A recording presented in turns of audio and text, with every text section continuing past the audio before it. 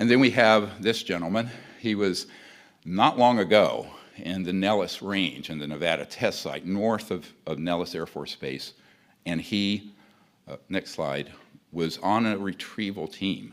Now let me explain how this guy got involved. He was recruited out of Fort Campbell to be somebody to be on a retrieval team with a top secret clearance to pick up when we have an accident with a helicopter or jet, because there's classified technology on those often.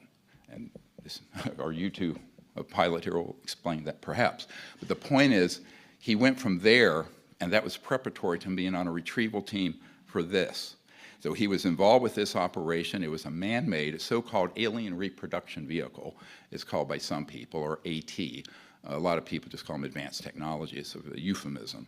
But it's based on studying the electrogravitics and magnetic field propulsion systems of the interstellar vehicles that involve the science of quantum entanglement and, going, basically you want to go from one point in space and to another, say this is one point, this is another. You're not going through a straight line, you're folding space-time. That's how you're doing. And we're not going to do a physics lesson here, had enough of that in pre-med. But anyway, so this is an object, and I'm not a physicist, we have a physicist here. But this object was retrieved because it became disabled.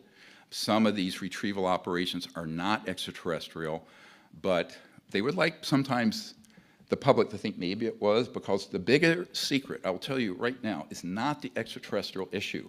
It's these technologies, which an unsupervised and frankly illegal operation have, which is a threat to the national security, period. This we will prove. And this is a bigger threat, the existence of these in the hands of unsupervised operations that have escaped the oversight of the President of the Office of the President and the Congress since 1956 to 1960. Hence Eisenhower's speech, beware the military-industrial complex. This is actually what he was talking about.